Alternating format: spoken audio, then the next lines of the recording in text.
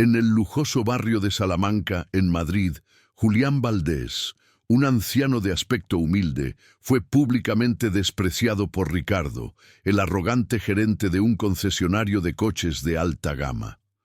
Durante unos minutos, todos creyeron que no valía nada, una simple mancha en el suelo de mármol que debía ser limpiada, hasta que un detalle ignorado lo cambió todo. Si te gustan este tipo de relatos, que nos recuerdan que el valor no siempre es visible, suscríbete para no perderte cómo termina esta historia. La humillación fue un espectáculo cruel y calculado. Ricardo no se limitó a pedirle que se marchara. Lo señaló con un dedo acusador, elevando la voz para que todos los presentes, clientes adinerados y empleados sumisos, fueran testigos de su autoridad. Lo llamó despojo humano, una vergüenza para la imagen impecable de la marca, y le ordenó que saliera de su vista antes de que tuviera que llamar a seguridad para sacarlo a la fuerza. Julián había entrado solo para guarecerse de una lluvia torrencial que acababa de desatarse sobre la ciudad. No había tocado nada, no había pedido nada, simplemente se había quedado en un rincón discreto cerca de la entrada, observando en silencio cómo las gotas de agua golpeaban los cristales. Su presencia, sin embargo, era una ofensa para la atmósfera de éxito y exclusividad que Ricardo tanto se esforzaba en cultivar. El anciano no respondió con ira ni con súplicas. Simplemente levantó la vista y sus ojos azules, sorprendentemente claros y serenos, en un rostro curtido por el sol y la intemperie, se encontraron con los del gerente. Había en su mirada una calma profunda, una dignidad silenciosa que parecía inmune a los insultos. Esta falta de reacción enfureció aún más a Ricardo, quien interpretó su silencio como un acto de desafío. Para el gerente, un hombre inseguro cuya autoestima dependía de las comisiones y la aprobación de los ricos, la empatía era una debilidad. Veía al anciano y no veía a una persona. Veía un problema, una amenaza para su perfecta puesta en escena. Los clientes, vestidos con trajes caros y joyas discretas, reforzaron su actitud con susurros despectivos y miradas de asco. Se convirtieron en el público que Ricardo necesitaba para su demostración de poder. Los empleados, en su mayoría jóvenes que necesitaban el trabajo, bajaron la cabeza. Se convirtieron en cómplices silenciosos, sus uniformes impecables actuando como un disfraz para su propia vergüenza. El miedo a perder su puesto era más fuerte que el impulso de defender a un desconocido. El aire del concesionario, que olía a cuero nuevo y a ambientador caro, se cargó de una tensión palpable y desagradable. Julián sintió el peso de todas esas miradas. No era la primera vez. Conocía bien esa sensación, la de ser invisible y al mismo tiempo el centro de una atención hostil. Su ropa estaba gastada, su barba descuidada y sus manos sucias. Pero eran las manos de alguien que un día había trabajado duro, manos que habían diseñado y construido cosas extraordinarias. El narrador, que lo ve todo, sabe que esas manos habían dibujado los planos del primer motor que llevó a la marca a la fama mundial. Sabe que ese hombre, tratado como basura, fue el genio autodidacta que fundó la compañía décadas atrás, antes de que una tragedia familiar lo empujara a renunciar a todo y elegir el anonimato de las calles. Pero en ese momento, nadie en la sala sabía nada de eso, solo veían a un mendigo. Y Ricardo, hinchado de una falsa superioridad, decidió que los insultos no eran suficientes. Quería dejar una marca, una lección. Hizo una seña a los dos guardias de seguridad que se acercaron con rostros impasibles, listos para ejecutar sus órdenes sin cuestionarlas. El ambiente del concesionario era una metáfora perfecta de la situación. Un castillo de cristal diseñado para proteger a los poderosos y expulsar a los vulnerables. Cada coche pulido, cada foco de luz estratégicamente colocado, cada mueble de diseño. Todo gritaba que aquel no era un lugar para gente como Julián. Era un mundo donde la dignidad humana tenía un precio y él, aparentemente, no podía pagarlo. Mientras los guardias se acercaban, un joven vendedor, el más nuevo del equipo, sintió un nudo en el estómago. A diferencia de sus compañeros, no pudo desviar la mirada por completo. Observaba la escena con una mezcla de horror y compasión. Vio la serenidad en los ojos del anciano y la crueldad gratuita en el rostro de su jefe, y por un instante una chispa de rebelión se encendió en su interior. Pero el miedo la apagó casi de inmediato. Tenía deudas que pagar, una familia que mantener. Bajar la cabeza era la opción más segura. Aún así, algo en su expresión cambió. El desprecio que se esperaba de él fue reemplazado por una tristeza visible, un pequeño gesto de humanidad que no pasó desapercibido para el observador silencioso que era Julián. Ricardo, notando la vacilación en el aire, decidió llevar la humillación al siguiente nivel. No basta con echarlo, pensó. Tienen que recordar por qué yo estoy al mando. Se acercó él mismo a Julián, ignorando a los guardias, para que el acto fuera personal, para que todos vieran que no tenía miedo de mancharse las manos. Con un gesto brusco y despectivo, empujó al anciano por el hombro. No fue un empujón violento, sino uno cargado de desprecio, el tipo de contacto físico que se reserva para algo que produce repulsión. Julián trastabilló hacia atrás, perdiendo el equilibrio por un segundo antes de afirmarse de nuevo. Su calma exterior finalmente rota por una mueca de sorpresa y dolor. El sonido de sus botas gastadas, arrastrándose por el mármol, resonó en el silencio tenso de la sala. Nadie dijo nada. Los clientes observaban con una fascinación morbosa. Los empleados contenían la respiración. El joven vendedor sintió que se le revolvía el estómago. La línea entre la arrogancia y la crueldad acababa de ser cruzada. «¡Fuera de aquí ahora mismo!», gritó Ricardo, su rostro enrojecido por la adrenalina del poder. Abrió la puerta de cristal, dejando que el viento y la lluvia entraran en el santuario de lujo. El frío repentino pareció despertar a todos del trance, pero nadie se movió para intervenir. Julián caminó lentamente hacia la salida, sin mirar atrás. Cada paso era pesado. No por la debilidad de su cuerpo, sino por el peso de la injusticia. Estaba a punto de cruzar el umbral, de volver a la tormenta que, en ese momento, parecía más cálida que la frialdad de las personas que dejaba atrás. Fue entonces cuando Ricardo cometió su error más grave, el acto que sellaría su destino. Metió la mano en el bolsillo, sacó un puñado de monedas y con una sonrisa burlona las arrojó al suelo a los pies de Julián. El tintineo metálico de las monedas al chocar contra el mármol fue agudo y humillante. «Toma, para que te compres algo de dignidad», exclamó en voz alta, asegurándose de que todos lo oyeran. «Aquí no queremos tu basura». La frase quedó suspendida en el aire, cargada de un veneno que contaminó incluso a quienes la aprobaron con su silencio. Fue la negación absoluta de la humanidad de una persona, un abuso de poder sádico basado únicamente en el juicio por la apariencia. Ricardo se sintió victorioso.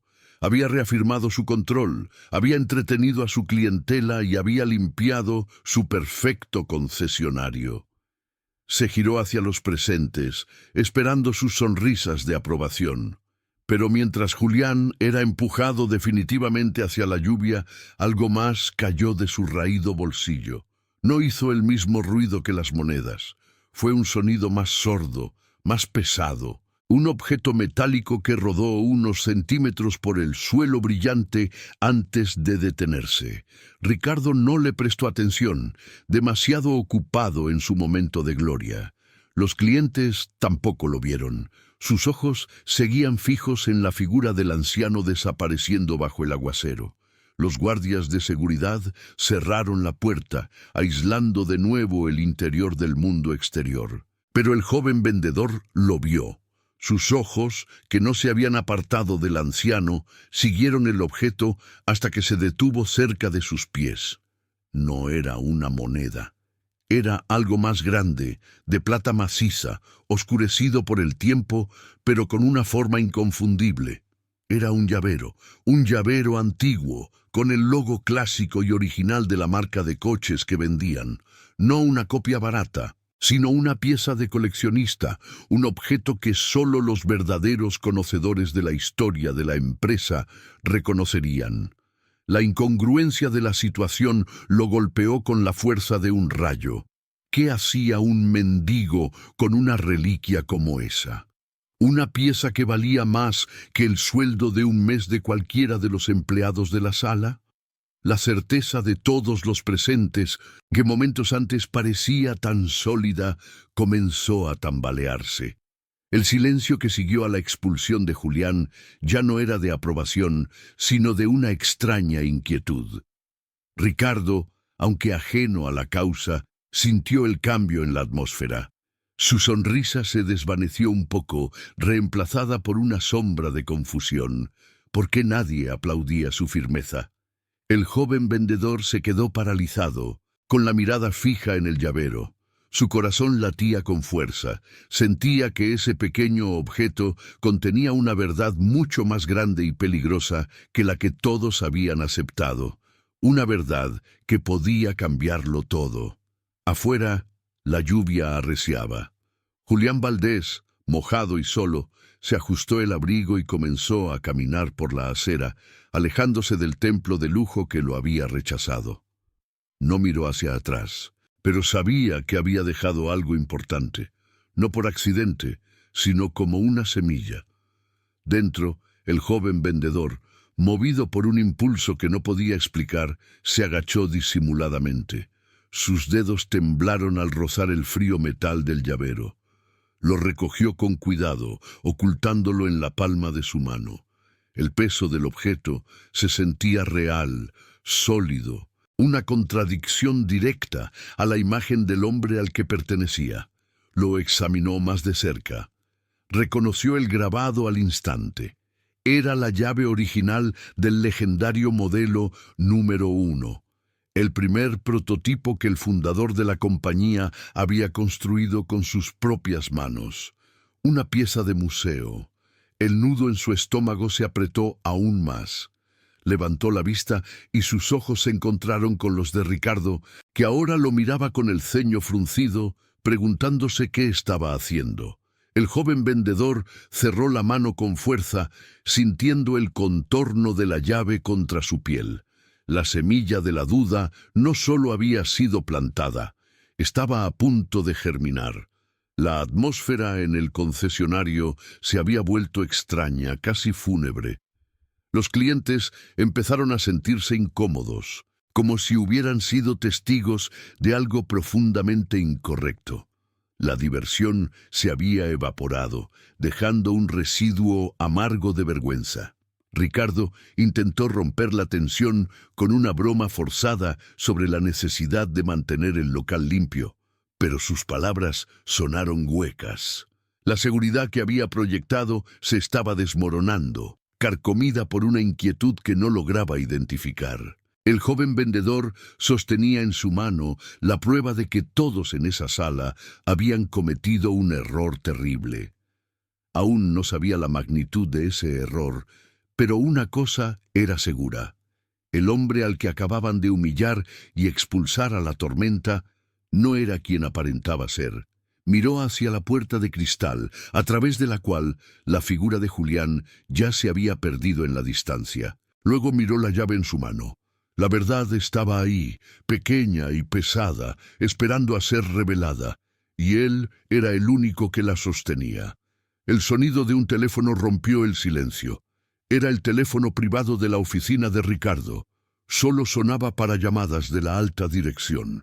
El gerente palideció ligeramente, excusándose ante los clientes para ir a contestar. Una sensación de presagio recorrió la sala. El joven vendedor sintió un escalofrío. Apretó el llavero en su bolsillo, como si fuera un talismán o una bomba a punto de estallar. La puerta de la oficina se cerró, pero no lo suficiente. Los que estaban más cerca pudieron oír la voz nerviosa de Ricardo. «Sí, señor. No, por supuesto. Está todo preparado para su llegada». Hubo una pausa. «El invitado de honor», dijo el señor Valdés. El joven vendedor sintió que el aire le faltaba. Valdés. Era el mismo apellido que había oído en las viejas historias sobre la fundación de la empresa. Un apellido que no se mencionaba en voz alta desde hacía décadas. La puerta de la oficina se abrió de golpe. Ricardo salió, con el rostro pálido como el mármol del suelo. Sus ojos, ahora llenos de pánico, recorrieron la sala frenéticamente, buscando algo o a alguien. «¿Dónde está?», balbuceó, su voz apenas un susurro aterrorizado. «¿Dónde está el anciano?». Pero ya era demasiado tarde.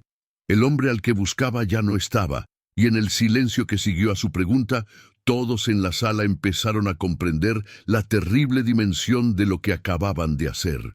El joven vendedor sintió el peso de la llave en su bolsillo. Ya no era solo una pieza de metal, era el símbolo de un juicio inminente, la evidencia de una ceguera colectiva que estaba a punto de tener consecuencias devastadoras. Afuera, a lo lejos, el sonido de las sirenas de una escolta de lujo comenzó a acercarse, cortando el monótono rumor de la lluvia. La verdadera autoridad estaba llegando, y no venía a felicitar a Ricardo por mantener limpio el concesionario. Venía a buscar a su invitado de honor. El eco del portazo de cristal y el tintineo de las monedas arrojadas al suelo se desvanecieron, pero la injusticia, como una mancha de aceite, se extendió mucho más allá de las paredes de aquel concesionario. En otro rincón de la ciudad, en un piso modesto del barrio de Carabanchel, otra injusticia, más silenciosa y prolongada, había echado raíces profundas. Era la injusticia de la ausencia, la agonía de no saber, un tormento que no necesitaba público para ser devastador. Para Elena, el tiempo se había detenido hacía 5 años, 3 meses y 12 días. Cada amanecer era una repetición del anterior, una renovación de la misma pregunta sin respuesta. ¿Dónde está David? Su marido había salido una mañana para ir a trabajar, con un beso rápido en la mejilla y la promesa de llamar más tarde, y simplemente no había vuelto. Su desaparición fue un borrón repentino, un hueco inexplicable en el tejido de su vida. La investigación inicial fue una lección brutal sobre la indiferencia. En la comisaría, los primeros agentes que la atendieron la trataron con una paciencia condescendiente, sugiriendo que las ausencias voluntarias eran comunes. Quizás su marido solo necesitaba espacio. Tal vez había otra mujer. Cada una de sus palabras era una pequeña daga que desangraba la esperanza de Elena, manchando la imagen del hombre que amaba. Les llevó días, semanas preciosas, tomarse en serio su denuncia. Para cuando finalmente asignaron un detective al caso, cualquier rastro que David pudiera haber dejado ya se había enfriado. El detective, un hombre cansado y al borde de la jubilación, hojeó el expediente con la desgana de quien ha visto demasiadas tragedias para que una más le afecte. La familia y los amigos se movilizaron. Imprimieron cientos de carteles con la cara sonriente de David, esa sonrisa que a Elena le había parecido siempre el ancla de su mundo. Empapelaron el barrio, las estaciones de metro, las paradas de autobús.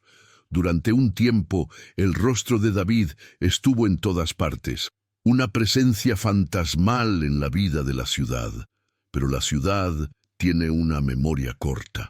La lluvia despegó los carteles. El sol desvaneció la tinta, y nuevas noticias, nuevas tragedias, empujaron la de Elena y su hijo Mateo al olvido. La comunidad, que al principio se había volcado en muestras de apoyo, poco a poco volvió a su rutina. Las llamadas de consuelo se hicieron más esporádicas, hasta cesar por completo. Elena y Mateo se quedaron solos en su búsqueda. Su piso, antes un hogar lleno de risas y planes, se convirtió en un santuario silencioso dedicado a la espera. La silla de David en la mesa del comedor permanecía vacía, su taza de café en el armario, sus herramientas en el trastero, todo congelado en el tiempo, esperando un regreso que cada día parecía más improbable. El detective a cargo del caso fue reemplazado por otro, y luego por otro más. Cada nuevo agente significaba volver a contar la historia desde el principio, revivir el dolor del primer día, solo para ver cómo el expediente de David acababa de nuevo en el fondo de una pila de casos más urgentes, más recientes, más mediáticos. La injusticia no era solo la desaparición de David, sino el abandono institucional que vino después. Mateo, que tenía 10 años cuando su padre desapareció, ahora era un adolescente de 15. La ausencia había moldeado su carácter. Se había vuelto callado, observador, con una seriedad en la mirada que no correspondía a su edad. Había aprendido a leer el dolor en el rostro de su madre y a tragarse sus propias preguntas para no hacerla sufrir más. A veces, por la noche, Elena lo oía llorar en su habitación, un llanto ahogado en la almohada. Era el único momento en que Mateo se permitía ser el niño asustado que todavía era. Durante el día, era el hombre de la casa, un papel que nadie le había pedido, pero que él había asumido con una lealtad feroz. La vida de Elena se convirtió en una rutina de investigación. Por las mañanas, después de que Mateo se fuera al instituto, se sentaba frente al viejo ordenador de David y rastreaba Internet. Leía foros de personas desaparecidas, buscaba noticias de cuerpos no identificados, seguía pistas falsas que la llevaban a callejones sin salida y a un dolor cada vez más profundo. Cada llamada de un número desconocido le provocaba un vuelco en el corazón, una mezcla de pánico y esperanza que la dejaba sin aliento. ¿Sería esta la llamada? ¿La que lo cambiaría todo? Pero nunca lo era. Siempre era un vendedor, una encuesta o un número equivocado. El impacto económico también fue devastador. Con el sueldo de David desaparecido, Elena tuvo que empezar a limpiar casas para poder pagar las facturas. El cansancio físico se sumaba al agotamiento emocional, pero no se permitía flaquear. Tenía que ser fuerte por Mateo, tenía que seguir buscando por David. Hace un año hubo un destello de esperanza, uno que casi los destruye. La policía la llamó. Habían encontrado un cuerpo en un descampado a las afueras de la ciudad. La descripción coincidía, la ropa, la complexión. Elena sintió que el suelo desaparecía bajo sus pies. Tuvo que ir a la morgue, el frío del lugar, el olor a desinfectante, el silencio pesado. Le mostraron unas fotografías. El rostro era irreconocible, pero la ropa era la misma que David llevaba el día que desapareció. Elena se aferró a la mano de su cuñado, sintiendo que iba a desmayarse. Durante 48 horas vivieron en el limbo de la certeza más terrible. Mateo no fue al instituto. Se quedó en casa, en silencio, mirando por la ventana. Elena no comió ni durmió. Solo esperaba la confirmación del ADN, la sentencia final que pondría fin a su búsqueda de la peor manera posible. Pero la confirmación no llegó. Las pruebas de ADN demostraron que no era él. El alivio fue tan abrumador como el dolor previo, una ola que los dejó exhaustos en la orilla de su incertidumbre. La esperanza había vuelto, pero a un precio terrible. Habían probado el sabor del final y era amargo. Ese episodio cambió algo en ellos. La esperanza se volvió más frágil, más temerosa. La investigación oficial, por su parte, se cerró simbólicamente con aquel error. Para la policía, el caso de David Valcárcel era una estadística, un expediente archivado en un almacén polvoriento. Pero para Elena Era su vida. Era el hombre con el que había compartido 20 años, el padre de su hijo. No podía reducirlo a un número en un archivo. Se negó a aceptar que ese fuera el final. Una tarde de martes, mientras limpiaba el trastero, un lugar que había evitado durante años, encontró una vieja caja de zapatos llena de papeles de David. Eran facturas viejas, garantías de electrodomésticos, manuales de instrucciones. Cosas sin importancia que David, por alguna razón, siempre guardaba. Estaba a punto de tirar la caja cuando algo llamó su atención. En el fondo, debajo de todo lo demás, había un pequeño cuaderno de anillas, uno que nunca había visto antes. No era un diario, parecía más bien un libro de contabilidad, pero las anotaciones no tenían sentido. Eran secuencias de números y letras, fechas y lo que parecían ser iniciales.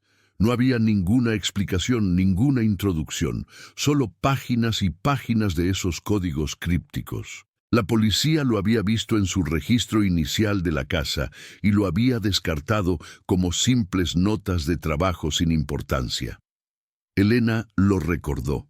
El detective, con un bostezo mal disimulado, lo había hojeado y lo había vuelto a dejar en la caja. Probablemente contraseñas de Internet o algo así, había dicho, desestimándolo sin más. En aquel momento, abrumada por el dolor, Elena no le había dado importancia, pero ahora, 5 años después, en el silencio del trastero, ese cuaderno le pareció diferente.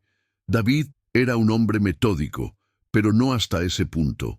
Él trabajaba como contable en una pequeña empresa de importación. ¿Qué tipo de contabilidad requería códigos tan extraños? Movida por una intuición, por esa desesperación que a veces se convierte en una extraña forma de claridad, se llevó el cuaderno al salón. Se sentó en el sofá, con la luz del atardecer entrando por la ventana, y empezó a examinarlo de nuevo, página por página. Mateo llegó del instituto y la encontró allí, absorta, con el ceño fruncido. Se sentó a su lado en silencio, observando las extrañas anotaciones. «¿Qué es eso, mamá?», preguntó en voz baja. «No lo sé», respondió Elena, su voz un susurro. «Pero tu padre no escribía así». Pasaron horas revisando el cuaderno.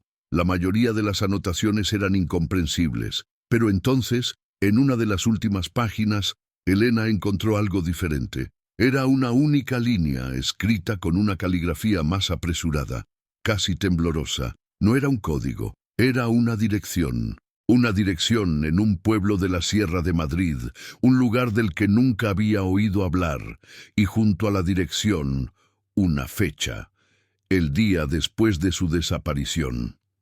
El corazón de Elena empezó a latir con una fuerza dolorosa. ¿Por qué David anotaría una dirección para el día siguiente si pensaba desaparecer? ¿O era una cita a la que nunca llegó? Mateo cogió el cuaderno. Sus ojos de adolescente, más acostumbrados a buscar patrones en videojuegos que en libros de contabilidad, recorrieron las páginas. Se detuvo en la primera página, en una secuencia de números que se repetía varias veces a lo largo del cuaderno. «Mamá», dijo de repente, su voz cargada de una extraña excitación. «Esto no es un número de cuenta, es una matrícula antigua». Elena lo miró sin comprender. Mateo sacó su móvil y tecleó la secuencia en un buscador. Los resultados aparecieron al instante. La matrícula correspondía a un modelo de coche muy específico. Un coche que había sido retirado del mercado hacía más de 20 años. ¿Por qué iba papá a anotar la matrícula de un coche viejo tantas veces?, preguntó Mateo, más para sí mismo que para su madre. La pregunta flotó en el aire, cargada de implicaciones, un cuaderno de códigos que la policía había ignorado, una dirección misteriosa, una matrícula antigua. Eran piezas de un rompecabezas que no sabían que existía. Por primera vez en mucho tiempo, la quietud de su dolor fue reemplazada por algo más, Una corriente eléctrica de propósito. La investigación oficial había terminado, pero la suya acababa de empezar. Elena miró a su hijo, y en sus ojos vio el mismo fuego que sentía nacer en su interior. Ya no estaban esperando, ahora iban a buscar. No sabían qué encontrarían en aquella dirección de la sierra, ni qué significaba aquella matrícula. Pero una cosa era segura. El silencio de David no había sido voluntario. Alguien o algo lo había silenciado, y ellos iban a descubrir la verdad, aunque tuvieran que remover el pasado con sus propias manos. La injusticia de la espera había terminado.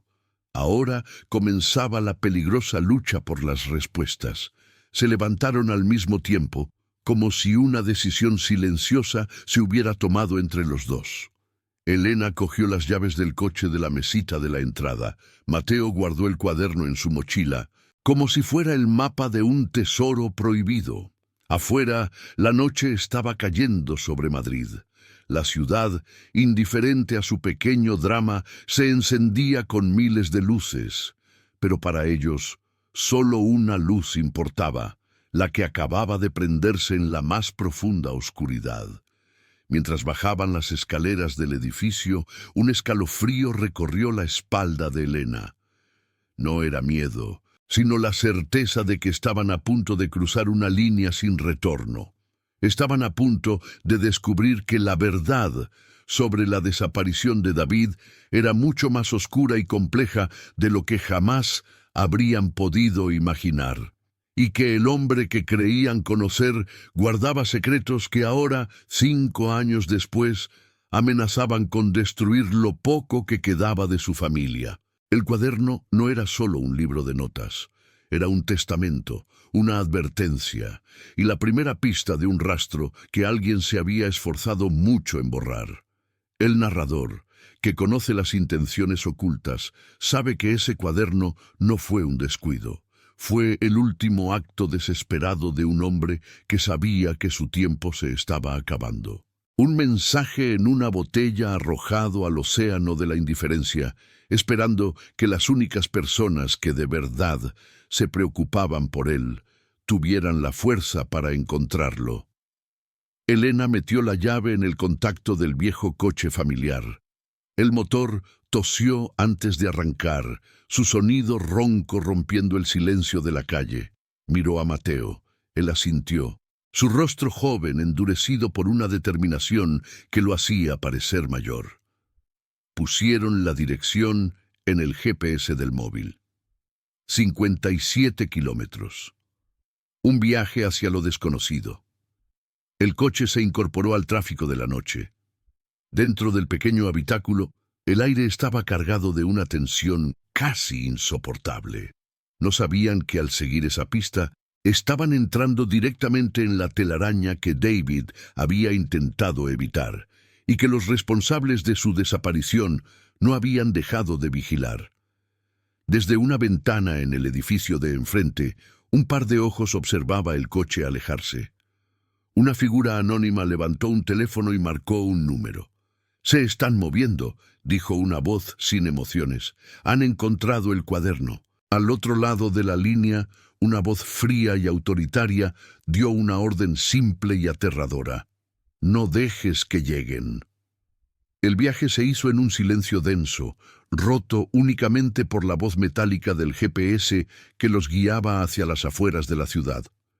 Cada kilómetro que dejaban atrás parecía aumentar la distancia no solo con su casa, sino con la vida que habían conocido. Madrid, con su bullicio y sus luces familiares, se desvaneció en el retrovisor, reemplazada por la oscuridad anónima de las carreteras secundarias.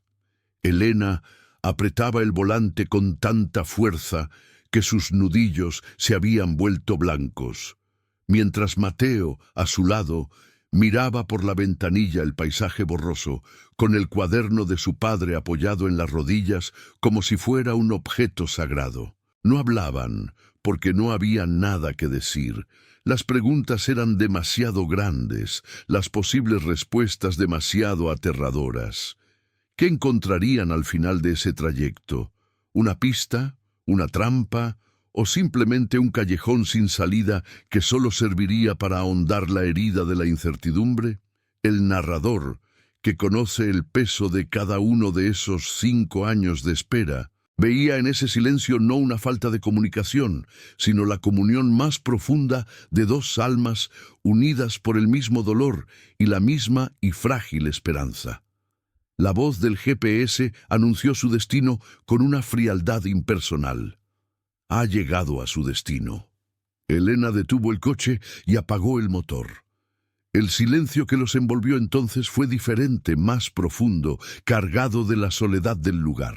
No estaban frente a una casa ni un edificio de apartamentos. Estaban en un polígono industrial abandonado, un cementerio de naves con los cristales rotos y las paredes cubiertas de grafitis. El viento silbaba a través de las estructuras metálicas oxidadas, creando un sonido lúgubre y desolador. La dirección del cuaderno no los había llevado a una persona, sino a un lugar olvidado. La esperanza de Elena, que había ardido con fuerza en el salón de su casa, comenzó a vacilar, amenazando con extinguirse en la fría humedad de aquel paraje. Miró a Mateo, buscando una señal, pero su hijo solo tenía la vista fija en una hilera de viejos garajes de chapa, numerados con pintura descolorida. Parecía el final del camino, una broma cruel del destino. Estuvieron a punto de rendirse, de dar la vuelta y regresar a la familiaridad de su pena. Pero entonces Mateo, que no había apartado la vista del cuaderno, levantó la cabeza de repente. Sus ojos brillaban con una nueva intensidad. Había estado comparando los códigos del cuaderno con los números de los garajes. No eran secuencias aleatorias, eran coordenadas dentro de aquel laberinto de óxido. «Mamá», dijo, su voz sonando extrañamente adulta en la quietud de la noche. «No es una dirección, es una ubicación.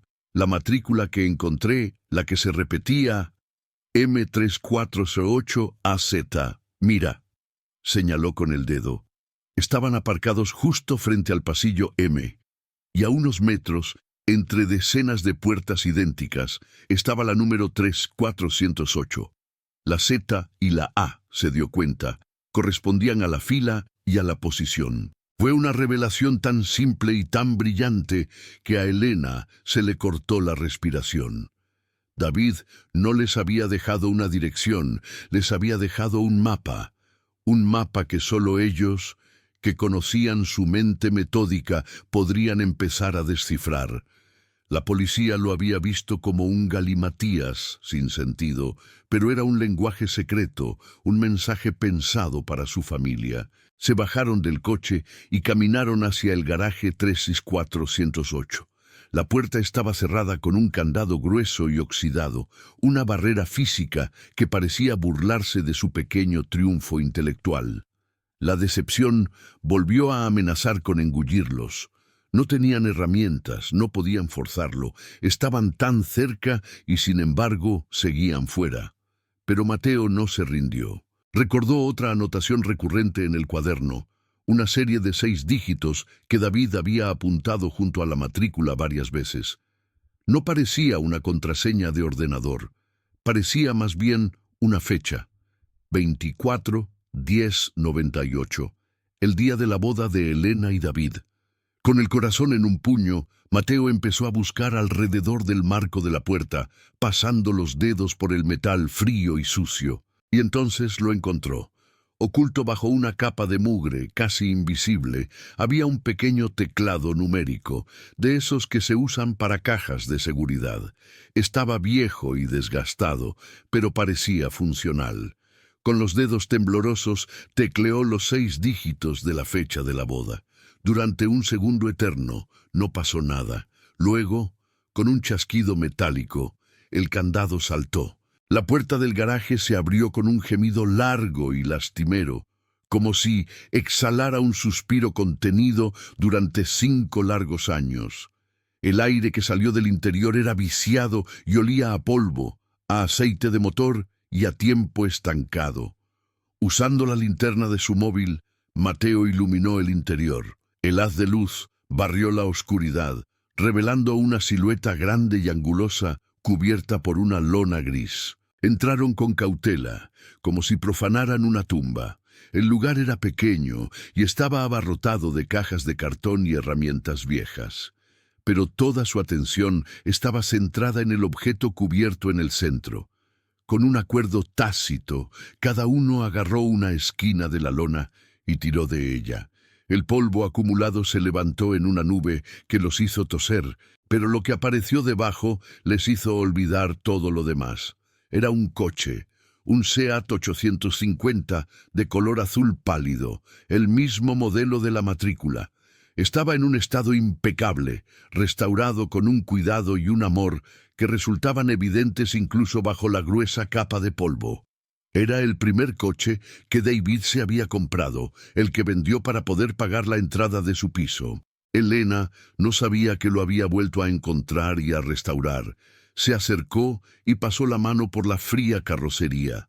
Era como tocar un fantasma, un fragmento de un pasado que creía perdido para siempre. ¿Por qué lo tenía aquí, escondido? ¿Qué significaba todo aquello? La puerta del conductor estaba sin cerrar. Elena la abrió y se sentó en el asiento. El familiar olor del Sky y la gasolina vieja la transportó 20 años atrás en el tiempo. Mateo, mientras tanto, empezó a abrir las cajas apiladas contra la pared. La mayoría contenían piezas de repuesto para el coche, manuales técnicos, latas de pintura, pero en una de ellas, debajo de un montón de trapos grasientos, encontró algo más. Una maleta pequeña y rígida, de las que se usaban en los años 70. Estaba cerrada con 2 cierres metálicos. La llevó hasta el coche y la puso en el asiento del copiloto. No tenía llave, pero al examinarla, Elena vio unas iniciales grabadas junto a la cerradura. D.B.C. David Valcárcel. Y justo debajo, un pequeño interruptor que nunca había visto en una maleta así. Lo pulsó. Con un suave clic, los cierres se abrieron. El corazón de Elena latía con una violencia que le dolía en el pecho. Levantó la tapa. El contenido no era lo que esperaba. No había ropa, ni dinero, ni objetos personales. La maleta estaba llena de documentos, carpetas y varios cuadernos idénticos al que habían encontrado en casa. Pero estos no estaban en clave. Cogió la primera carpeta y la abrió. Lo que vio la dejó helada. Eran fotocopias de albaranes de entrega, manifiestos de carga y documentos de aduanas de la empresa de importación donde trabajaba David. Pero los documentos estaban alterados, las cifras no cuadraban, los pesos declarados eran mucho menores que los reales, las descripciones de la mercancía eran vagas y genéricas. En el primer cuaderno, David lo explicaba todo con su letra pulcra y ordenada. No era un diario personal, sino un informe de investigación. Había descubierto que sus jefes, los dueños de la empresa, estaban usando la compañía como tapadera para una red de contrabando a gran escala. No eran textiles lo que importaban en esos contenedores, sino algo mucho más valioso y mucho más ilegal. Página tras página, David había documentado cada irregularidad, cada conversación sospechosa que había oído, cada matrícula de los camiones que hacían las entregas a horas intempestivas. Había cruzado datos, seguido el rastro del dinero hasta paraísos fiscales y había identificado a los implicados. No era un simple contable, se había convertido en un detective, un hombre solo contra una organización criminal. El narrador, que vio el miedo crecer en el corazón de David durante meses, sabe que él nunca quiso ser un héroe. Solo era un hombre honrado que se encontró en el lugar equivocado en el momento equivocado. Intentó ignorarlo, mirar para otro lado, pero su conciencia no se lo permitió. Y cuando decidió actuar, supo que ponía una diana en su espalda y en la de su familia. Por eso lo hizo todo en secreto. El garaje alquilado con un nombre falso, el coche antiguo comprado en efectivo para no dejar rastro. los cuadernos en clave. Estaba construyendo un caso, reuniendo pruebas irrefutables para llevarlas a la policía, pero a una unidad en la que pudiera confiar, no al primer agente de barrio. Estaba esperando el momento adecuado, la prueba definitiva. Elena sintió una oleada de amor y de terror. Todo encajaba. La ansiedad de David en los últimos meses, su distracción, las noches que pasaba en vela supuestamente trabajando. No la estaba engañando, la estaba protegiendo, estaba librando una guerra silenciosa para mantenerlos a salvo, y había perdido. La última entrada en el cuaderno tenía la fecha del día antes de su desaparición. «Lo tengo», había escrito. «Tengo la prueba final. Mañana se acaba todo». Debajo de esa frase había pegado una pequeña llave, la llave de una taquilla de consigna. De repente, un ruido en el exterior los sobresaltó. El crujido de neumáticos sobre la grava del polígono.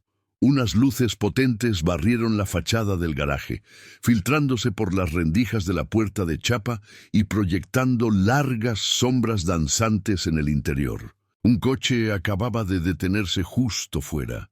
El pánico se apoderó de Elena. Apagó la linterna del móvil de un manotazo, sumiendo el garaje en una oscuridad casi total. Agarró a Mateo del brazo, atrayéndolo hacia ella. Se quedaron inmóviles, conteniendo la respiración, escuchando.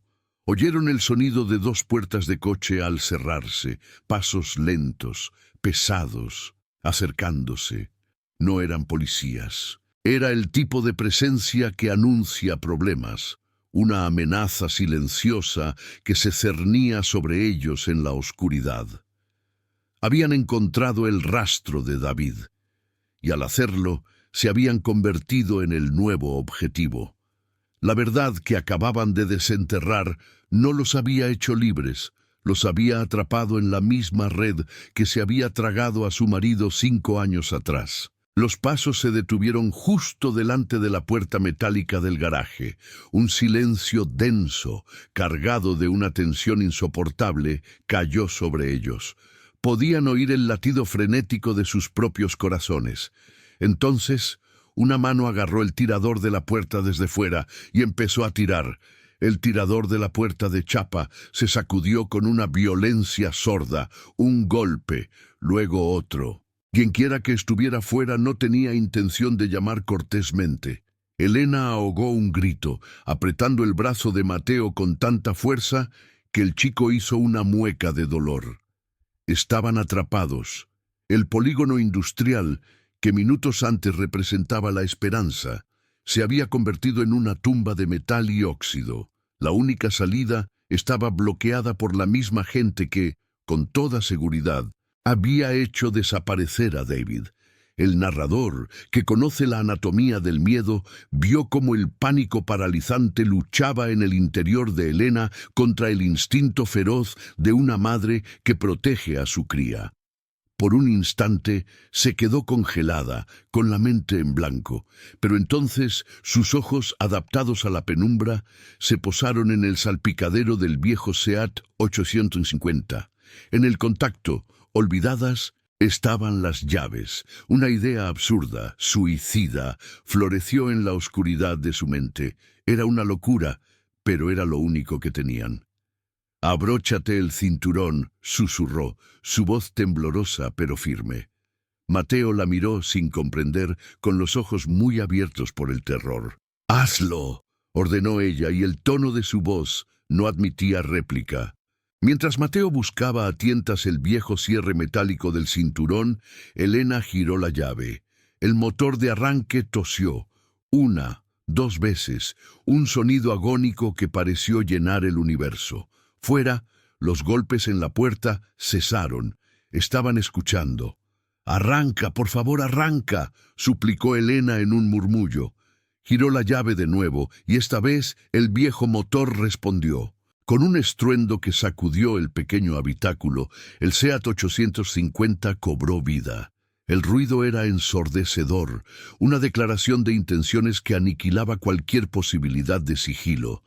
Los hombres de fuera ya sabían que no estaban solos. Oyeron un grito ahogado de sorpresa seguido de pasos apresurados. Elena no esperó. Agarró la palanca de cambios, metió la primera con un crujido de engranajes y, sin mirar atrás, pisó el acelerador a fondo. El coche se lanzó hacia adelante, no hacia la rampa de salida, sino directamente contra la fina puerta de chapa del garaje. El impacto fue brutal, un cataclismo de metal retorciéndose.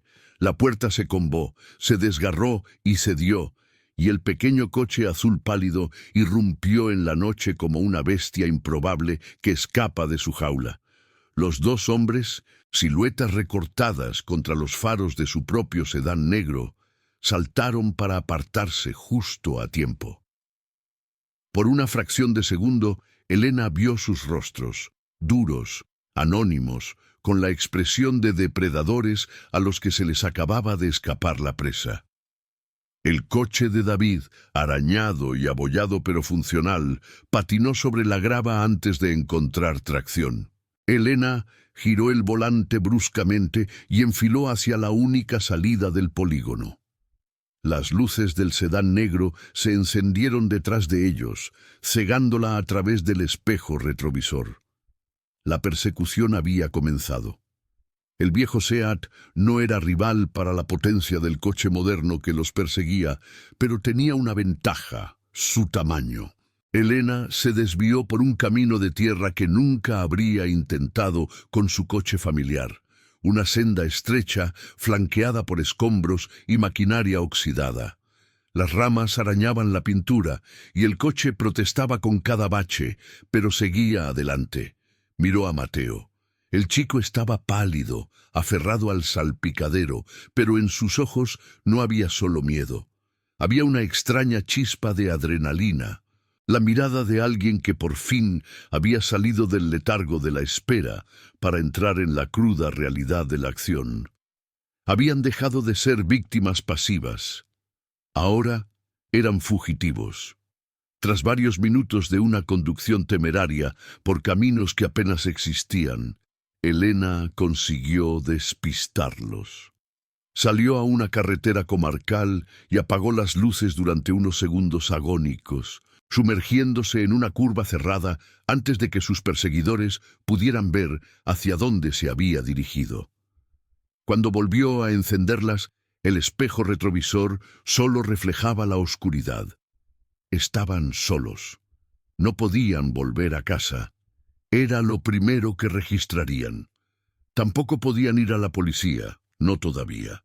Los documentos en la maleta eran una bomba. Pero necesitaban entender qué tenían exactamente antes de confiar en nadie. La desconfianza, sembrada durante 5 años de indiferencia institucional, era ahora un muro infranqueable. Se le ocurrió un lugar: el apartamento de su hermana en Aluche, al otro lado de Madrid. Su hermana estaba de viaje por trabajo durante 2 semanas. Era un refugio anónimo, un lugar donde nadie pensaría en buscarlos. Condujo en silencio, obedeciendo las señales de tráfico, intentando parecer un coche más en la noche de la ciudad. Un fantasma azul pálido, con el corazón de un león herido. Una vez dentro del apartamento, con la puerta cerrada con 3 cerrojos, el torrente de adrenalina que los había mantenido en pie se desvaneció, dejándolos exhaustos y temblorosos. Se miraron el uno al otro. Estaban cubiertos de polvo y olían a óxido. En el silencio del piso prestado, la magnitud de lo que habían descubierto y de lo que acababa de suceder cayó sobre ellos con todo su peso. Sin decir palabra, Mateo abrió la maleta y empezó a sacar las carpetas, extendiéndolas sobre la alfombra del salón.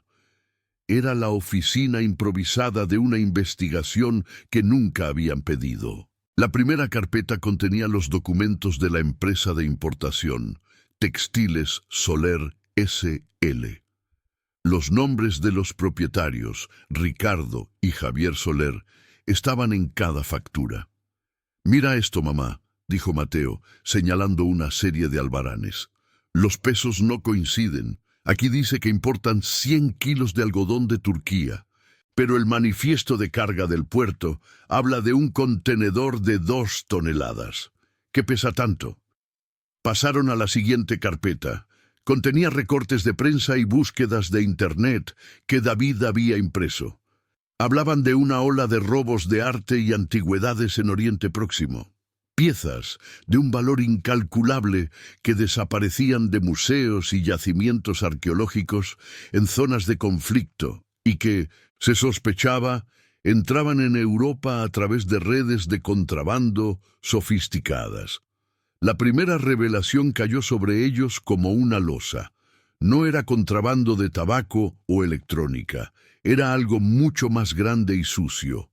Los hermanos Soler estaban usando su modesta empresa de textiles como tapadera para introducir en España tesoros robados, patrimonio de la humanidad manchado de sangre. La siguiente carpeta contenía un análisis financiero. David, con su mente de contable, había seguido el rastro del dinero. Había descubierto una red de empresas fantasma en paraísos fiscales, a través de las cuales los Soler blanqueaban los beneficios. Había nombres, números de cuenta, fechas de transferencias. Era un mapa detallado de su imperio criminal. Pero había algo más, un detalle que le heló la sangre. En varias de las transferencias clave aparecía como beneficiaria una sociedad vinculada a un nombre que a Elena le resultó vagamente familiar. Lo buscó en el móvil de Mateo. Era un alto cargo de la Unidad de Delitos Económicos de la policía, el mismo que había supervisado y cerrado la investigación de la desaparición de David por falta de pruebas. La segunda revelación fue aún más devastadora. No había sido indiferencia lo que había enterrado el caso de David. Había sido corrupción. El sistema que debía protegerlos estaba comprado. Estaban solos, y el enemigo era mucho más poderoso de lo que habían imaginado. Tenían en sus manos la prueba que podía destruir a gente muy importante, gente que no dudaría en matarlos para protegerse. Elena sintió un mareo. Se apoyó en el sofá, respirando con dificultad. Había pasado 5 años buscando a su marido, imaginando 1000 escenarios, desde un accidente hasta una huida voluntaria. Pero nunca, ni en sus peores pesadillas, había imaginado esto. David no había desaparecido. Lo habían borrado del mapa porque se había acercado demasiado a una verdad podrida. Fue entonces cuando Mateo encontró la última pieza de aquel primer aluvión de descubrimientos. La pequeña llave de la taquilla, la que estaba pegada en la última página del cuaderno. «¿Qué es esto? ¿Dónde está esta taquilla?», preguntó. Revisaron de nuevo los papeles de la maleta. No había ninguna dirección, ninguna pista obvia. Parecía otro callejón sin salida. Pero Elena recordó algo. David, en sus últimos meses, viajaba mucho a la estación de Atocha. Decía que tenía reuniones con clientes cerca de allí. En aquel momento no le dio importancia, pero ahora. Atocha era un nudo de comunicaciones, un lugar de paso para miles de personas cada día, un lugar perfecto para guardar algo de forma anónima. «Tenemos que ir», dijo Elena, su voz recuperando la firmeza. «Es la prueba final que mencionó tu padre. Tiene que estar allí». A la mañana siguiente, disfrazados con gorras y gafas de sol, se mezclaron con la multitud de la estación. Cada persona que se cruzaba con ellos parecía una amenaza potencial. La paranoia era un veneno que se extendía por sus venas. Encontraron la zona de consignas automáticas. Había cientos de ellas. Empezaron a probar la llave, fila por fila, con el corazón en un puño. El miedo a que no funcionara, a que fuera otra pista falsa, era casi tan grande como el miedo a ser descubiertos. Tras casi media hora de búsqueda infructuosa, cuando estaban a punto de perder la esperanza, la llave giró. La taquilla se abrió con un clic casi inaudible. Dentro solo había un sobre acolchado de color marrón. Las manos de Elena temblaban tanto que apenas podía cogerlo. Se apartaron a un rincón más discreto y lo abrió. Dentro no había documentos. Había una pequeña grabadora de voz digital y una nota doblada, escrita con la caligrafía inconfundible de David. Elena, mi amor, si estás leyendo esto, es que no lo he conseguido. Me reuní con ellos. Intenté hacerles creer que quería una parte del dinero para guardar silencio. Lo grabé todo. Está aquí. No confíes en nadie de la policía local. Llévaselo directamente a la Unidad Central Operativa, a la UCO. Su sede está en la calle Guzmán el Bueno. Pregunta por el inspector jefe. Diles que tienes la prueba del caso Valcárcel. Te quiero. Cuida de nuestro hijo. Las lágrimas nublaron los ojos de Elena. Era un mensaje de ultratumba, una última instrucción, un testamento de su amor y de su lucha. Se sentaron en un banco, se pusieron un auricular cada uno y le dieron al play. La voz de David llenó sus oídos, clara y firme, seguida de las voces de los hermanos Soler. La conversación era escalofriante. Los Soler, sintiéndose seguros, no solo admitieron el contrabando de las antigüedades, sino que se jactaron de sus conexiones, mencionando por su nombre al policía corrupto que les daba cobertura. Y entonces llegó el final de la grabación. La voz de David, tensa. Esto es demasiado grande. Es peligroso. Y la respuesta de Ricardo Soler, fría y sin emoción. Tienes razón, David. Es muy peligroso. La gente que sabe demasiado a veces tiene accidentes. Desaparece sin dejar rastro. Sería una pena que le pasara algo a tu bonita familia. La grabación se cortó. El silencio que quedó después fue más elocuente que cualquier palabra. Era la tercera y última revelación, la más terrible de todas. No solo lo habían matado por lo que sabía, lo habían amenazado usando a su propia familia.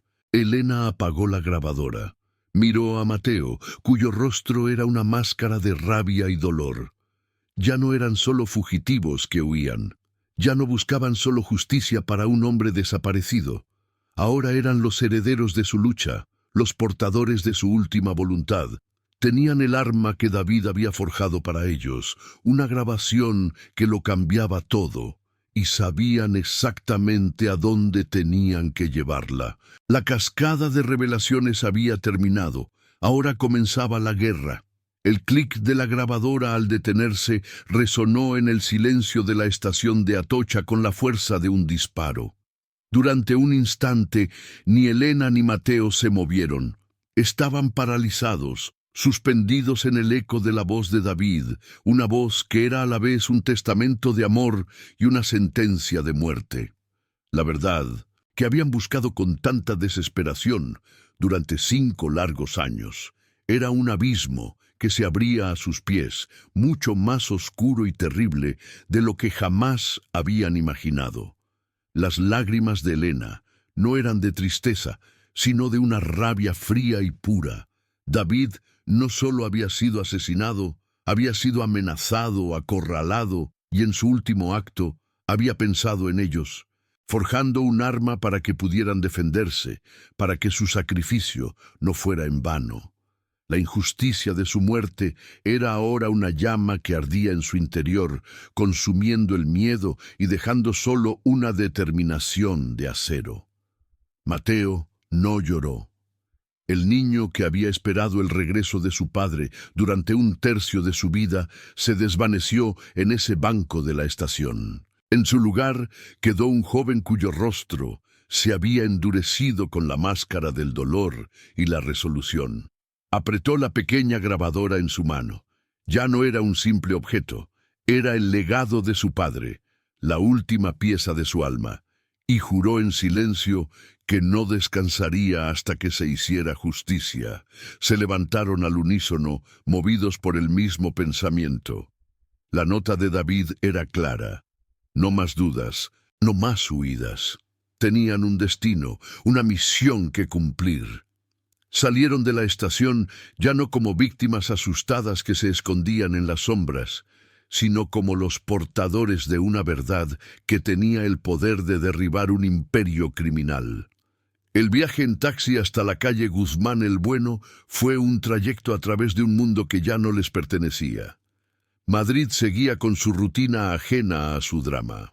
La gente caminaba deprisa, reía en las terrazas, vivía sus vidas. Para Elena y Mateo, sin embargo, cada coche que se acercaba por detrás era una amenaza, cada mirada de un desconocido, una posible vigilancia. La ciudad se había convertido en un territorio hostil.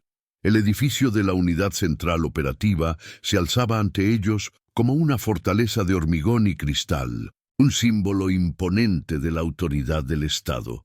Por un momento, al pie de la entrada, Elena sintió una punzada de duda. ¿Y si no les creían? ¿Y si el policía corrupto tenía contactos también aquí? Pero entonces sintió la mano de Mateo en su brazo, firme y segura, y supo que no podían dar marcha atrás. El interior era tan intimidante como el exterior, un vestíbulo amplio, silencioso, con el aire frío del aire acondicionado y el brillo aséptico del suelo de granito. Se acercaron al mostrador de recepción, donde un guardia civil de rostro severo los examinó con una mirada profesional que parecía ver a través de ellos.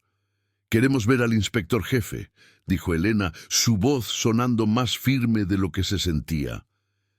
«Tenemos pruebas sobre un caso de desaparición, el caso de David Valcárcel». El agente enarcó una ceja. Valcárcel. El nombre no le sonaba de nada. Un caso frío entre miles. La apariencia de Elena y Mateo, cansados y con la ropa del día anterior, no ayudaba a inspirar confianza.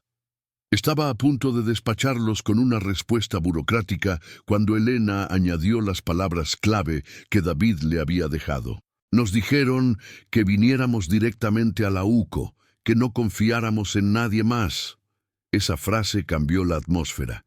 La mención de no confiar en otros cuerpos policiales era una bandera roja, una señal de que aquello podía ser algo serio, algo que olía a corrupción interna. El agente los observó un segundo más y luego, sin decir palabra, descolgó el teléfono. Tras una breve conversación en voz baja, les indicó que esperaran. Un agente de paisano los condujo por un laberinto de pasillos blancos e impersonales, un viaje al corazón de la maquinaria de la justicia. La sensación era abrumadora, como si estuvieran entrando en un mundo secreto que operaba bajo la superficie de la vida cotidiana. Los dejaron en una pequeña sala de reuniones sin ventanas, con una mesa, 4 sillas y una botella de agua. La espera fue una tortura. Cada minuto se estiraba hasta el infinito, llenando el silencio con el ruido de sus propios temores. ¿Habían hecho lo correcto? ¿Estaban a punto de entregar la única prueba que tenían o de caer en una trampa aún más grande? La puerta se abrió y entró un hombre de unos 50 años, de pelo cano y traje gris. Su rostro era serio, y sus ojos, agudos y analíticos, los examinaron con una intensidad que no dejaba lugar a la mentira. Era el inspector jefe Morales. No se anduvo con rodeos. «¿Dicen que tienen información sobre una desaparición de hace 5 años?» Elena asintió. Con una calma que la sorprendió a ella misma, relató la historia de los últimos 2 días. El cuaderno, el garaje, la persecución, la maleta y, finalmente, la taquilla de Atocha. Habló sin adornos, con la precisión de quien ha repetido los hechos en su mente 1000 veces. Morales escuchó sin interrumpir, con el rostro impasible. Cuando Elena terminó, un pesado silencio llenó la sala. El inspector no parecía ni convencido ni escéptico, simplemente esperaba. Fue entonces cuando Elena sacó la grabadora del bolso y la puso sobre la mesa, en el centro exacto entre ellos. El pequeño dispositivo de plástico parecía insignificante, pero su presencia cargó el aire de electricidad. «Mi marido grabó esto el día que lo hicieron desaparecer», dijo. «Es su voz, y la de ellos». Morales observó la grabadora como si fuera un artefacto alienígena. Luego, con un gesto, hizo entrar a otra agente, una mujer joven que se sentó en un rincón con una libreta lista para tomar notas. El protocolo se había activado. Aquello ya era oficial. Con un movimiento deliberado, el inspector alargó la mano y pulsó el botón de reproducción. El primer sonido que llenó la sala fue la voz de David. Elena cerró los ojos, transportada de inmediato a un tiempo en el que esa voz significaba hogar, seguridad, amor. A su lado, Mateo apretó los puños con tanta fuerza que sus nudillos se pusieron blancos. Era la voz de un fantasma, clara y dolorosamente viva. Luego llegaron las otras voces, las de los hermanos Soler. Eran arrogantes, seguras, la encarnación del poder que se sabe impune. Empezaron a hablar de su negocio, y el inspector Morales y su ayudante intercambiaron una primera mirada significativa. Los nombres, las rutas, los métodos del contrabando de arte. Todo estaba allí. Cuando pronunciaron el nombre del comandante Salas, el policía corrupto que les daba cobertura, la joven agente levantó la vista de su libreta con un gesto de sorpresa. La expresión del inspector, sin embargo, se endureció como el granito. El nombre no era nuevo para él. Salas era una sospecha, una sombra en el cuerpo, que nadie había podido tocar por falta de pruebas. Ahora entendía la genialidad y la temeridad de David. No era un simple contable que había tropezado con algo. Había sido metódico, brillante. Con sus preguntas calmadas, había guiado a los Soler a una trampa, haciéndoles confesar no solo sus crímenes, sino también la corrupción que los protegía. Y entonces llegó el final de la grabación. La amenaza, fría, directa, inequívoca. Las palabras sobre la bonita familia de David cayeron en la sala como esquirlas de hielo. Mateo se estremeció visiblemente y Elena, en un acto reflejo, le rodeó los hombros con el brazo, protegiéndolo de un fantasma, de una amenaza proferida 5 años atrás. El clic final de la cinta fue un portazo a la esperanza y a la inocencia. El silencio que siguió fue absoluto, denso, cargado de la verdad desnuda y brutal. El inspector Morales apagó la grabadora. Se quedó mirando a Elena y a Mateo, y por primera vez sus ojos analíticos mostraron una emoción. Era una mezcla de profundo respeto y una inmensa compasión. Su marido, dijo, y su voz era grave. Era un hombre de un valor extraordinario. Fueron las primeras palabras en 5 años que de verdad honraban la memoria de David. No lo trataban como a una víctima anónima, sino como al héroe que realmente había sido. El inspector se levantó y empezó a caminar por la pequeña sala, como un animal enjaulado que por fin ve una salida. Les explicó la situación sin tapujos. Los hermanos Soler y su red de contrabando llevaban años en su punto de mira, pero eran fantasmas. Su empresa de textiles era una tapadera perfecta, y el comandante Salas actuaba como un muro de contención, desviando o enterrando cualquier investigación que se acercara demasiado. David Valcárcel hizo lo que nosotros no pudimos, admitió Morales, sin rastro de orgullo herido, solo con la honestidad de un profesional. Encontró la pieza que lo unía todo, no solo el crimen, sino la corrupción que lo permitía. Encontró la prueba irrefutable. Se detuvo frente a ellos, y por eso lo eliminaron. El cómo es evidente, lo emboscaron justo después de esa reunión. No podían arriesgarse a que saliera de allí con esa grabación. El porqué también está claro. Era la única persona en el mundo que podía destruirlos a todos con una sola prueba. La verdad completa estaba sobre la mesa, cruda y sin paliativos. David no había desaparecido. Había sido ejecutado por ser un hombre honrado en un mundo que no lo era. El momento de la reflexión había terminado. El inspector Morales cogió su teléfono y su rostro se transformó. La compasión desapareció, reemplazada por la fría eficiencia del cazador. Su voz se convirtió en acero. Activad el protocolo de actuación inmediata. Quiero 2 equipos de asalto listos. Objetivo 1 y 2. Ricardo y Javier Soler. Domicilios y empresa. Quiero un tercer equipo, el mejor que tengamos, para el comandante Salas. Máxima discreción. Nadie se mueve hasta mi orden directa. La sala de reuniones, antes un remanso de silencio tenso, se convirtió en el epicentro de un terremoto. Las órdenes volaron por el teléfono. Agentes entraron y salieron con carpetas y radios. La maquinaria del Estado, la misma que había fallado estrepitosamente a David 5 años atrás, se ponía en marcha con una velocidad y una fuerza aterradoras para hacer justicia en su nombre.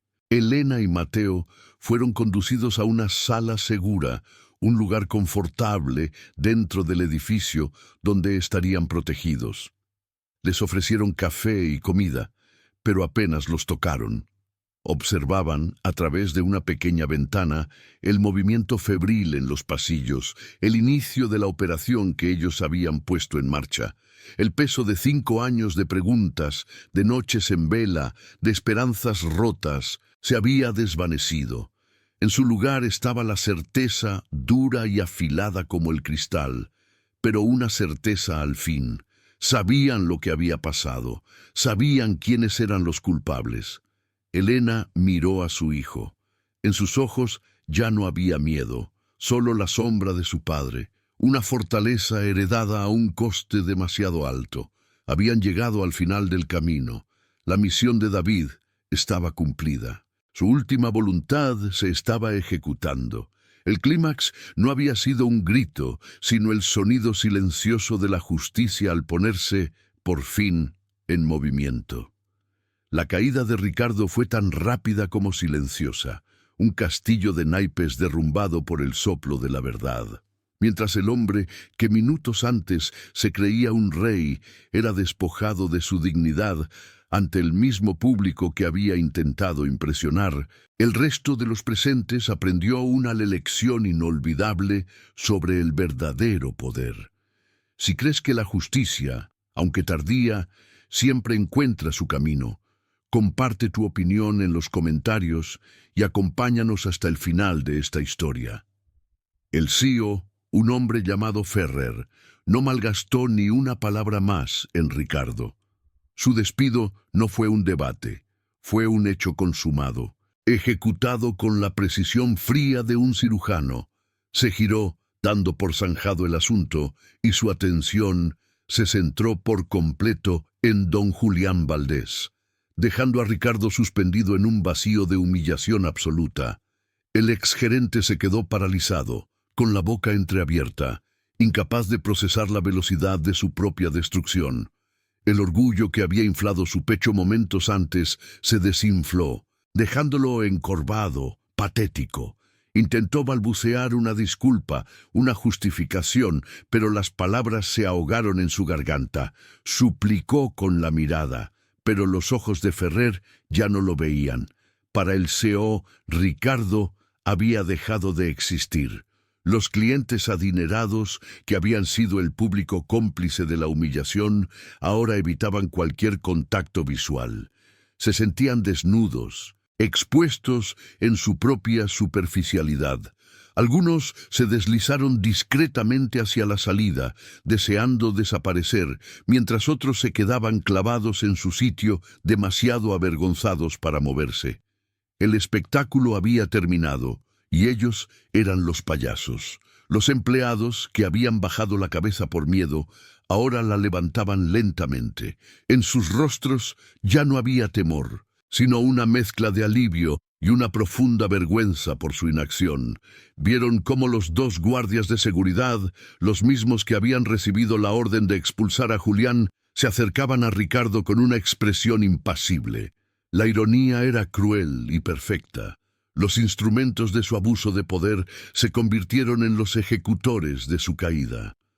Con una calma profesional, le pidieron que los acompañara para recoger sus efectos personales. No hubo fuerza, no hubo gritos, Solo la humillación silenciosa de ser escoltado fuera de su propio reino como un delincuente. El paseo de Ricardo, desde su despacho hasta la salida, fue el más largo de su vida. Cada paso sobre el mármol brillante era un martillazo en el ataúd de su carrera. Pasó junto a los coches de lujo que tanto amaba, símbolos de un estatus que ya no le pertenecía. Pasó junto a los empleados que había tiranizado, y en sus ojos no vio compasión, solo el frío reflejo de su propio fracaso.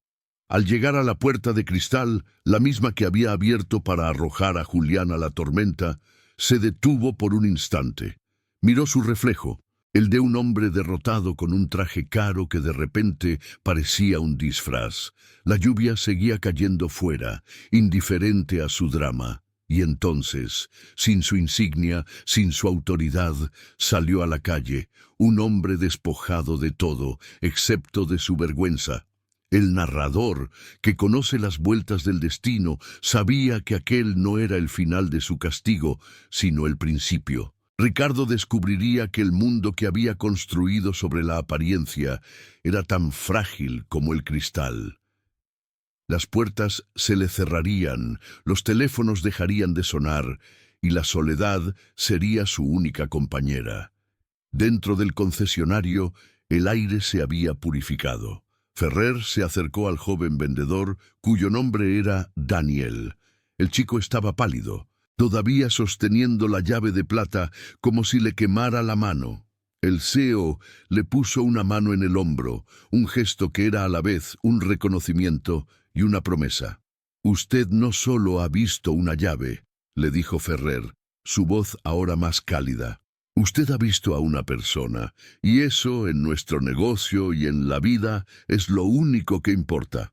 A partir de mañana, este concesionario necesitará un nuevo gerente, alguien con sus valores». Daniel no podía creer lo que oía. El ascenso era tan vertiginoso como inesperada había sido la revelación. Miró a Julián, buscando una confirmación, y el anciano le dedicó una leve sonrisa y un asentimiento casi imperceptible. Era real. Su pequeño acto de humanidad, su incapacidad para participar en la crueldad, había cambiado su vida para siempre. Julián se acercó a él y le tendió la mano para recuperar su llave. «Nunca olvides», le dijo en voz baja, su voz rasposa pero llena de sabiduría, «que los motores más potentes son inútiles si el conductor no tiene corazón». Daniel solo pudo asentir, demasiado abrumado para hablar. Con la tensión disipada, Julián expresó su único deseo. Quería ver su coche. Ferrer lo guió personalmente hacia una sección privada del concesionario, una puerta metálica que parecía la entrada a una cámara acorazada. Daniel, por invitación silenciosa del CEO, lo siguió a una distancia respetuosa. El resto del personal y los pocos clientes que quedaban observaron en silencio cómo las tres figuras desaparecían tras la puerta. Se quedaron solos con el eco de lo que había sucedido, cada uno lidiando con su propio juicio interno. El lujo que los rodeaba de repente parecía vacío, casi obsceno. La cámara acorazada era un santuario. En el centro, bajo una iluminación suave y reverencial, descansaba el número 1, el primer prototipo. No era tan grande ni tan llamativo como los modelos modernos del exterior, pero tenía un alma. Cada curva de su carrocería, cada pieza de su motor había sido moldeada por las manos y la mente del hombre que ahora lo contemplaba. Julián se acercó lentamente, como si se reencontrara con un viejo amigo. Pasó la mano por el capó, un gesto lleno de una ternura que nadie en el concesionario le habría creído capaz de sentir. No era solo un coche, era el símbolo de sus sueños, de su juventud, de un tiempo anterior a la tragedia que lo había alejado de todo. El narrador sabe que, en ese momento, Julián no pensaba en Ricardo ni en la humillación. Pensaba en su esposa y en su hijo, perdidos en un accidente de tráfico décadas atrás, precisamente en uno de los primeros modelos de producción. Aquel dolor lo había roto, haciéndole creer que sus creaciones solo traían sufrimiento. Se había castigado a sí mismo con el exilio y el anonimato. Pero ahora, al tocar el origen de todo, el prototipo que había nacido de la pura pasión, antes de que el dinero y la fama lo corrompieran todo, sintió una chispa de paz. Quizás el legado no estaba maldito. Quizás el problema no estaba en las máquinas, sino en cómo los hombres las utilizaban. La noticia de lo ocurrido en el concesionario de Salamanca se extendió por la compañía como un reguero de pólvora. Ferrer se aseguró de ello. No fue un escándalo que se intentara ocultar, sino una historia que se convirtió en una leyenda interna, una lección corporativa. La marca emitió un comunicado interno y luego uno público, sin dar nombres, pero con un mensaje claro. Nuestro valor no reside en el precio de nuestros coches, sino en el respeto por las personas que los construyen, los venden y los sueñan. La historia de Julián, el fundador anónimo, se convirtió en un pilar de la nueva imagen de la empresa. Los clientes que presenciaron la humillación nunca volvieron a mirar a una persona sin hogar de la misma manera. La vergüenza de su comportamiento aquel día se convirtió en una cicatriz en su conciencia, un recordatorio constante de su propia ceguera moral. Unas semanas más tarde, Ricardo intentaba encontrar trabajo, pero su nombre se había convertido en sinónimo de arrogancia y falta de juicio. Las noticias, aunque sin mencionarlo directamente, habían circulado por los círculos adecuados. Nadie quería contratar al gerente que había humillado al fundador de su propia empresa. Perdió su apartamento de lujo, tuvo que vender su propio coche, el símbolo de su falsa identidad. Se encontró solo, despojado de las insignias de poder que habían definido su existencia. Por primera vez en su vida, tuvo que enfrentarse al hombre que era sin el traje caro y el título en la puerta. Y no le gustó lo que vio.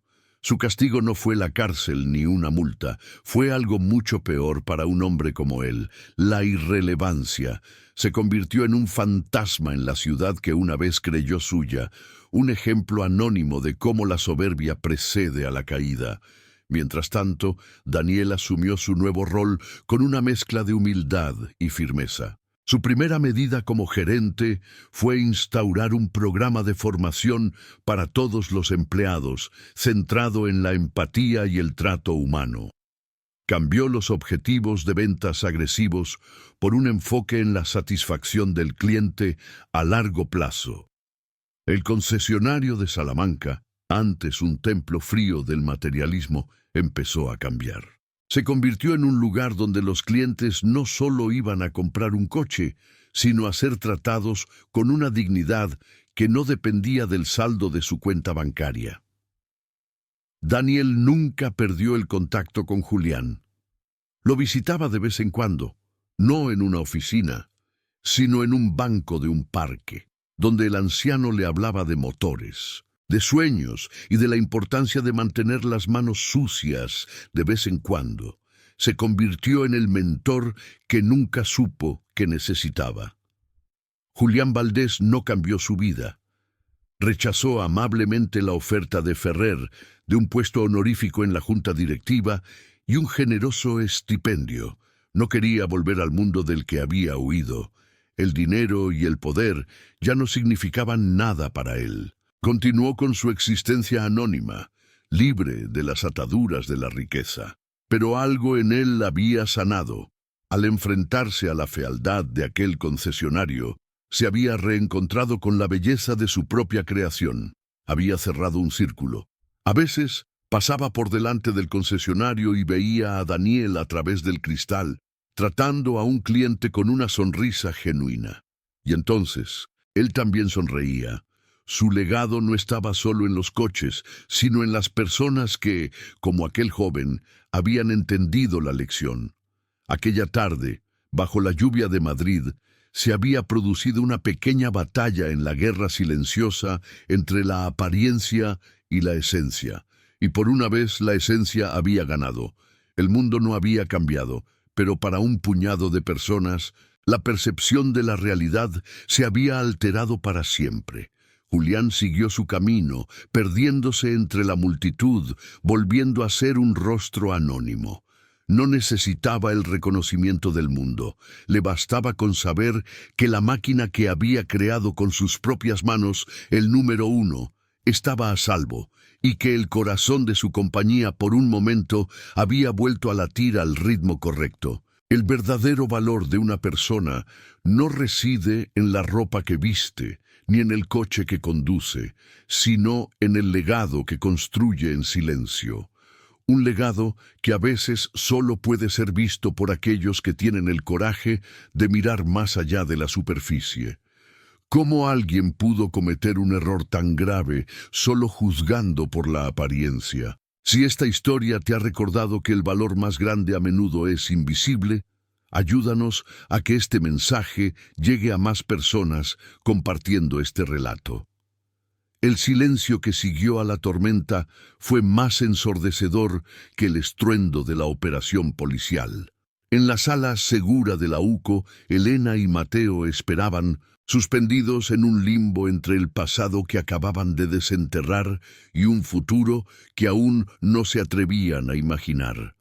Cada minuto era una eternidad, cada sonido en el pasillo, un sobresalto. Habían entregado el arma que David les había legado, y ahora solo podían esperar a que diera en el blanco. La noche se rindió al amanecer sin que hubieran pegado ojo. Fue el inspector Morales quien rompió la quietud, entrando en la sala con el rostro cansado, pero con una luz de victoria en los ojos. No necesitó muchas palabras. 3 fueron suficientes. Los tenemos a todos. La red había caído. La operación, ejecutada con una precisión militar, había desmantelado en una sola noche el imperio de impunidad que los hermanos Soler habían construido durante años. Ricardo y Javier Soler fueron detenidos en sus lujosas mansiones, sacados de sus camas de sábanas de seda por hombres vestidos de negro que no respondían a sus amenazas ni a sus sobornos. Su arrogancia se desvaneció bajo las luces de los coches de policía, reemplazada por la pálida incredulidad de quienes nunca pensaron que tendrían que rendir cuentas. El comandante Salas, el pilar corrupto que sostenía toda la estructura, fue arrestado en su propio despacho, el lugar desde el que había traicionado su uniforme, y sentenciado a David Valcárcel al olvido.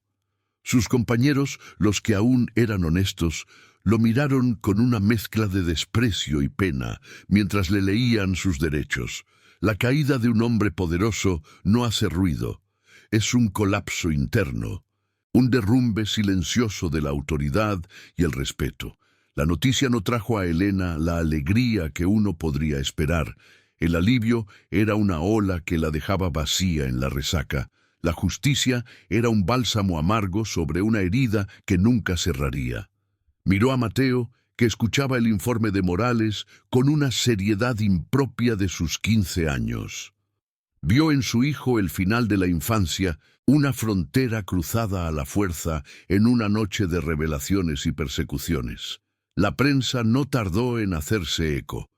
El caso Valcárcel explotó en los titulares, convirtiéndose en la historia que sacudía los cimientos de la ciudad. David dejó de ser una fotografía descolorida en un tablón de personas desaparecidas para convertirse en un nombre, un rostro, un símbolo. Los medios lo llamaron el contable que se enfrentó a los lobos, el ciudadano anónimo cuyo coraje póstumo había destapado una de las mayores redes de contrabando de arte y corrupción policial del país.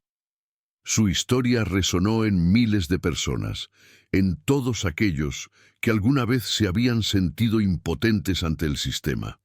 David se convirtió en el héroe silencioso que todos llevaban dentro, la prueba de que la integridad de un solo hombre podía ser más fuerte que la corrupción de muchos.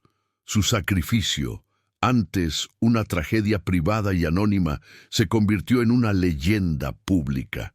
Con los hermanos Soler bajo presión, uno de ellos se derrumbó. A cambio de una posible reducción de condena, confesó. No solo detalló los crímenes, sino que indicó el lugar. Un pozo abandonado en una finca a las afueras de Toledo. El lugar donde habían arrojado el cuerpo de David 5 años atrás. El inspector Morales se lo comunicó a Elena en persona, con una delicadeza infinita. La búsqueda había terminado. La incertidumbre, esa tortura lenta que la había consumido durante 1825 días, había llegado a su fin. Ahora empezaba el duelo. El funeral de David Valcárcel no fue un evento familiar. Fue una despedida multitudinaria.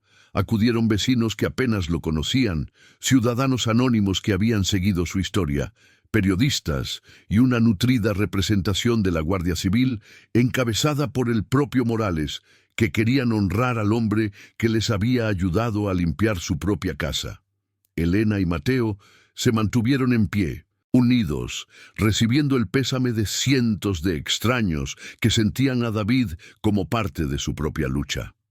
En medio de aquel mar de gente, se dieron cuenta de que David ya no les pertenecía solo a ellos. Su legado era ahora de todos. El juicio fue un mero formalismo. La grabación era la prueba reina irrefutable. Las voces de los culpables resonando en la sala del tribunal eran sus propias sentencias.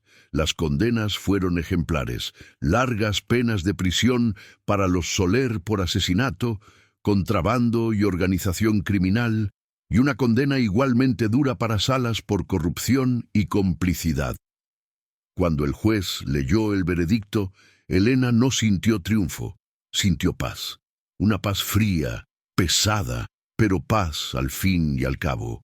La balanza, que había estado desequilibrada durante tanto tiempo, por fin volvía a su sitio.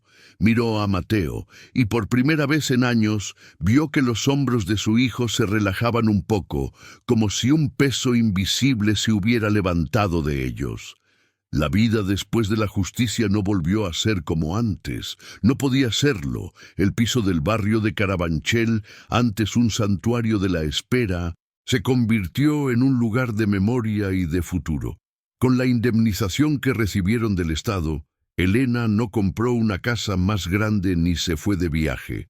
Hizo algo que David habría entendido. Creó la Fundación David Valcárcel, una pequeña organización sin ánimo de lucro dedicada a ofrecer asesoramiento legal y apoyo a los denunciantes de corrupción, a esas personas que, como su marido, deciden arriesgarlo todo por hacer lo correcto. Su dolor se transformó en un propósito. La ausencia de David se llenó con la ayuda que ahora prestaba a otros en su nombre. Mateo encontró su propio camino en el legado de su padre. La mente analítica que le había permitido descifrar los códigos del cuaderno encontró su vocación. Se matriculó en la carrera de criminología. Quería entender el porqué del mal, pero sobre todo quería aprender a combatirlo. Quería ser como el inspector Morales. Quería que ningún otro niño tuviera que pasar por lo que él había pasado. Los años pasaron.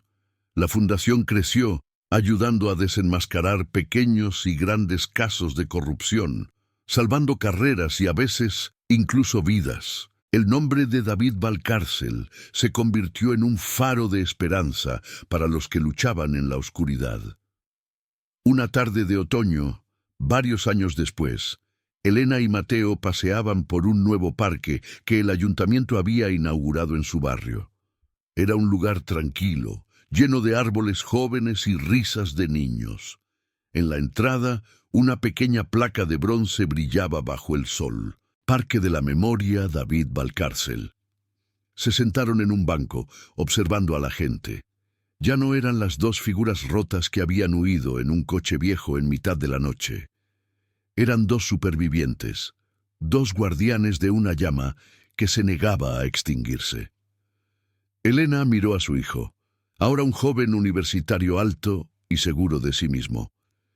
En sus ojos seguía viendo la seriedad de aquel niño asustado, pero ahora estaba templada por la inteligencia y la compasión. No hacía falta que hablaran. El legado de David no estaba en las noticias, ni en las sentencias judiciales, ni siquiera en la placa de bronce del parque. Estaba allí, en ese banco. Estaba en la fuerza de una madre que había convertido su pena en acción. Estaba en la vocación de un hijo que había transformado su rabia en un deseo de justicia.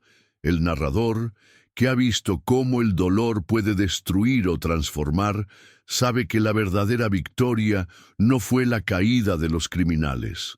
La verdadera victoria fue esta: que el amor y la integridad de un hombre bueno habían sobrevivido a su propia muerte, floreciendo en las vidas de aquellos a quienes amaba. David Valcárcel les había dejado un mapa en un cuaderno, pero su verdadero legado fue la brújula moral que les dejó grabada en el corazón.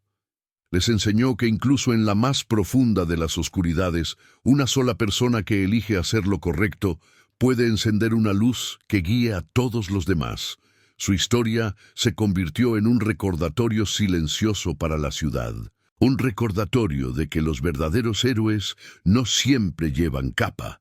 A veces solo llevan un maletín, una conciencia limpia y un amor por su familia tan grande que están dispuestos a morir por protegerla. La injusticia había sido reparada, pero la lección más importante fue la que vino después. La lección de que la memoria no consiste en mirar atrás, sino en tomar el testigo de los que cayeron y seguir corriendo hacia adelante.